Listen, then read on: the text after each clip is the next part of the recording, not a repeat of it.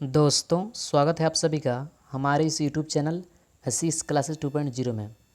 दोस्तों, आज के इस वीडियो में हम क्लास 12 फिजिक्स यानी भौतिक विज्ञान से 100 सब्जेक्टिव क्वेश्चन यानी लघु उत्तरीय प्रश्न जो कि 2 अंक वाले प्रश्न होंगे और हम 100 VBA सब्जेक्टिव क्वेश्चन का सीरीज स्टार्ट कर रहे हैं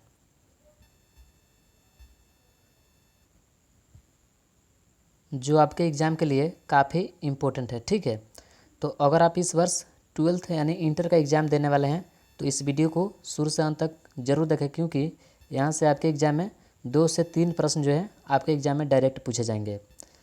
और यह जो है देखिए यहाँ पर पार्ट 1 है। ठीक है, पार्ट 1 वीडियो है। इस प्रकार हम 10 वीडियो लेकर आएंगे जिसमें आपको 100 सब्जेक्टिव क्वेश्चन प्रोवाइड कराएंगे और इसी के अंदर से आपके एग्ज़ाम में जो है प्रश्न पूछे जाएंगे। तो चलिए वीडियो को स्टार्ट करते हैं। पहला जो प्रश्न है यहाँ पर देख सकते हैं आप सभी, बोला जा रहा है कूलाम्बिक बल को केंद्रीय बल क्यों कहते हैं। कूलाम्बिक बल को केंद्रीय बल क्यों कहते हैं। तो इसका आंसर जो होगा यहाँ पर आप सभी देख सकते हैं, 2 आवेशों के बीच लगने वाले कूलाम्बिक बल की दिशा दोनों आवेशों के केंद्र को मिलाने वाली रेखा की ओर होता है, इसीलिए कूलाम्बिक बल को केंद्रीय बल कहते हैं। काफ़ी इंपॉर्टेंट प्रश्न है और ये भी प्रश्न आपके बोर्ड परीक्षा में बहुत अधिक बार पूछा हुआ प्रश्न है। चलिए एक बार मैं आप सभी को और समझा देता हूँ। बोला जा रहा है कूलाम्बिक बल को केंद्रीय बल क्यों कहते हैं, तो इसका आंसर जो होगा 2 आवेशों के बीच लगने वाले कूलाम्बिक बल की दिशा दोनों आवेशों के केंद्र को मिलाने वाली रेखा की ओर होता है, इसीलिए कूलाम्बिक बल को केंद्रीय बल कहते हैं। आइए दूसरा प्रश्न देखते हैं। दूसरा जो प्रश्न यहाँ पर आप सभी देख सकते हैं, बहुत ही इंपॉर्टेंट प्रश्न है और ये भी आपके एग्जाम में बहुत अधिक बार पूछा हुआ प्रश्न है। बोला जा रहा है विद्युतीय क्षेत्र क्या है। विद्युतीय क्षेत्र क्या है, तो इसका आंसर जो होगा किसी आवेश या आवेशों के समुदाय के चारों ओर वह क्षेत्र जहाँ कोई दूसरा आवेश आकर्षण बल या प्रतिकर्षण बल का अनुभव करता है वह विद्युतीय क्षेत्र कहलाता है।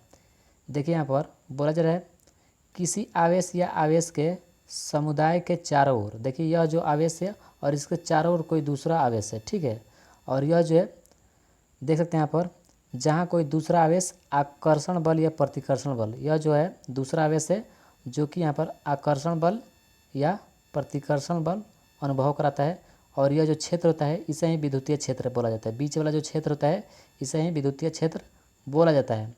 तो आशा करता हूँ आप सभी को समझ में आ गया होगा। चलिए अगला प्रश्न देखते हैं। अगला जो प्रश्न है काफ़ी इम्पोर्टेंट प्रश्न है। बोला जा रहा है परीक्षण आवेश क्या है। परीक्षण आवेश क्या है, तो परीक्षण आवेश बहुत ही छोटा होता है। परीक्षण आवेश बहुत ही छोटा होता है।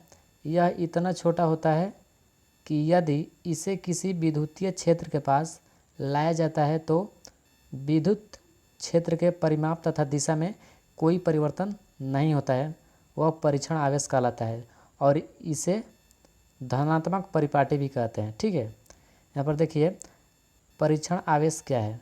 परीक्षण आवेश बहुत ही छोटा होता है। यह इतना छोटा होता है कि यदि इसे किसी विद्युतीय क्षेत्र के पास लाया जाता है तो विद्युत क्षेत्र के परिमाप तथा दिशा में कोई परिवर्तन नहीं होता है, उसे परीक्षण आवेश कहते हैं और इसे धनात्मक परिपाटी भी कहा जाता है। याद रखिएगा, इसे धनात्मक परिपाटी भी कहते हैं। आइए अगला प्रश्न देखते हैं। अगला जो प्रश्न है काफ़ी महत्वपूर्ण प्रश्न है।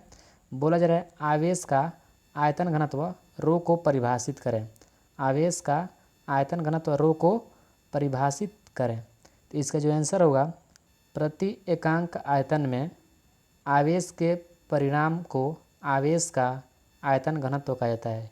प्रति एकांक आयतन में आवेश के परिणाम को आवेश का आयतन घनत्व कहा जाता है।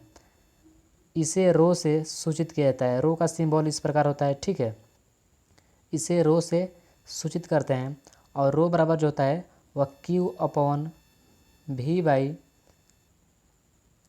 V होता है। ठीक है, जहाँ V जो होता है वह आयतन होता है। यहाँ पर आप सभी देख सकते हैं जहाँ भी एक आयतन है। आइए अगला प्रश्न देखते हैं। अगला जो प्रश्न यहाँ पर देख सकते हैं आप सभी, 5वां प्रश्न बोला जा रहा है विद्युतीय क्षेत्र की तीव्रता को परिभाषित करें। विद्युतीय क्षेत्र की तीव्रता को परिभाषित करें। काफ़ी इंपॉर्टेंट प्रश्न है, देख सकते हैं यहाँ पर आप सभी। और ये भी प्रश्न आपके बोर्ड परीक्षा में बहुत अधिक बार पूछा हुआ प्रश्न है। तो इसका आंसर चलिए देख लेते हैं। विद्युतीय क्षेत्र के किसी बिंदु पर विद्युतीय क्षेत्र की तीव्रता उस बिंदु पर रखे एकांक घन आवेश या परीक्षण आवेश पर लगने वाला विद्युतीय बल होता है। ठीक है, विद्युतीय बल होता है जिसे विद्युतीय क्षेत्र की तीव्रता कहते हैं। ठीक है, आइए अगला प्रश्न जो है देखते हैं। आवेश क्या है, परिभाषित करें। और ये जो प्रश्न है आपके बोर्ड परीक्षा 2023 में पूछे जाने की 100% संभावना है। ठीक है, तो आप इस प्रश्न को याद रख लीजिएगा। देखिए यहाँ पर बोला जा रहा है आवेश क्या है, परिभाषित करें। तो आवेश किसी पदार्थ का वह गुण है जिसके कारण वह विद्युतीय क्षेत्र को उत्पन्न करता है, जिसके कारण वह विद्युतीय क्षेत्र को उत्पन्न करता है तथा अनुभव भी कराता है। ठीक है, तथा अनुभव भी करता है, वह आवेश कहलाता है। वह आवेश कहलाता है। आवेश किसी पदार्थ का वह गुण है जिसके कारण वह विद्युतीय क्षेत्र को उत्पन्न करता है तथा अनुभव भी कराता है, वह आवेश कहलाता है। आइए अगला प्रश्न देखते हैं अब। अगला जो प्रश्न है बहुत बार आपके एग्जाम में पूछा हुआ प्रश्न है। बोला जा रहा है आवेश का क्वांटमीकरण क्या है। आवेश का क्वांटमीकरण क्या है, काफ़ी इंपॉर्टेंट प्रश्न है। बोला जा रहा है आवेश का क्वांटमीकरण क्या है, और ये भी प्रश्न आपके बोर्ड परीक्षा में बहुत बार पूछा हुआ प्रश्न है। तो इसका आंसर जो होगा, आवेश का परिमाण इलेक्ट्रॉन का पूर्णांक यानी पूर्ण गुणज होता है। ठीक है, आवेश का परिमाण इलेक्ट्रॉन का पूर्णांक यानी पूर्ण गुणज होता है। इसे ही आवेश का क्वांटमीकरण कहा जाता है। और क्यू बराबर जो होता है प्लस माइनस एन ई होता है। ठीक है, यहाँ पर एन ई होगा। ठीक, उसके बाद देखिए अगला जो प्रश्न है, काफ़ी इंपॉर्टेंट प्रश्न ये भी है। बोला जाए विद्युतीय क्षेत्र रेखा को परिभाषित करें। विद्युतीय क्षेत्र रेखा को परिभाषित करें। तो इसका आंसर जो होगा, किसी आवेश के चारों ओर विद्युत क्षेत्र रेखा एक काल्पनिक वक्र होता है। किसी आवेश के चारों ओर विद्युत क्षेत्र रेखा पर एक काल्पनिक वक्र होता है जिसके किसी भी बिंदु पर खींची गई स्पर्श रेखा उस बिंदु पर विद्युतीय क्षेत्र की दिशा को बतलाता है। ठीक है, जिसे हम विद्युतीय क्षेत्र रेखा कहते हैं। आइए अगला प्रश्न देखते हैं। अगला जो प्रश्न है बोला जा रहा है 9वां प्रश्न, आवेश के गुण को लिखें। ये बहुत बार आपके एग्जाम में पूछा हुआ प्रश्न है। बोला जा रहा है आवेश के गुण को लिखें। तो इसका आंसर जो होगा, आवेश का गुण निम्नलिखित है। यहाँ पर आप सभी देख सकते हैं। पहला जो पॉइंट है, आवेश धनात्मक और ऋणात्मक होता है, यानी आवेश जो होता है वो प्लस भी होता है और माइनस भी होता है।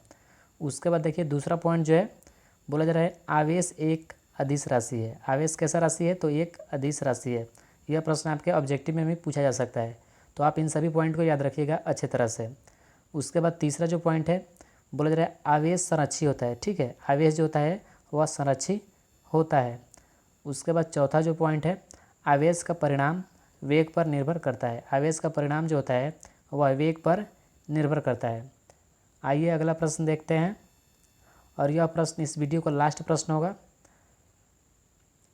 बोला जा रहा है आवेश का पृष्ठीय घनत्व को परिभाषित करें। आवेश का पृष्ठीय घनत्व को परिभाषित करें। और ये भी प्रश्न आपके बोर्ड परीक्षा में बहुत अधिक बार पूछा हुआ प्रश्न है। तो देखिए इसका जो आंसर होगा वह प्रति एकांक क्षेत्रफल में आवेश के परिमाण को आवेश का पृष्ठीय घनत्व कहा जाता है। आवेश का पृष्ठीय घनत्व कहा जाता है, और इसे जो है सिग्मा से सूचित किया जाता है। देखिए बोला जा रहा है आवेश का पृष्ठीय घनत्व को परिभाषित करें। प्रति एकांक क्षेत्रफल में आवेश के परिमाण को आवेश का पृष्ठीय घनत्व कहा जाता है। इसे सिग्मा से सूचित किया जाता है। सिग्मा का सिंबल जो होता है इस प्रकार होता है। ठीक है, यहाँ पर मिसप्रिंट हो गया है। सिग्मा का जो सिंबल होता है वह इस प्रकार होता है, और सिग्मा बराबर जो होता है वह Q/A होता है। ठीक, Q/A होता है, जहाँ A जो होता है वह क्षेत्रफल होता है। तो दोस्तों यह था आपके फिजिक्स का पहला चैप्टर, पहला वीडियो था, ठीक है। पहला चैप्टर नहीं, पहला वीडियो था, जिसमें मैं आप सभी को 10 सब्जेक्टिव क्वेश्चन बताया हूँ, जो कि 2 अंक वाले प्रश्न हैं। और इसी प्रकार प्रत्येक वीडियो में हम 10 प्रश्न बताएंगे, और इस प्रकार के जो है 10 वीडियो लाएंगे, जिसमें आपको 100 प्रश्न बतलाने वाला है, ठीक है। और आप इन 100 प्रश्नों को याद कर लेते हैं तो आपके एग्ज़ाम में यहाँ से एक भी प्रश्न नहीं छूटने वाला है, जो कि 2 अंक वाले प्रश्न जो होंगे वो आपके एग्ज़ाम में नहीं छूटने वाले हैं। तो यह वीडियो आपको कैसा लगा आप हमें कमेंट करके ज़रूर बताइएगा, और यह वीडियो आपको अच्छा लगा तो एक लाइक ज़रूर कीजिएगा। मिलते हैं नेक्स्ट वीडियो में, तब तक के लिए आप सभी को बहुत बहुत धन्यवाद।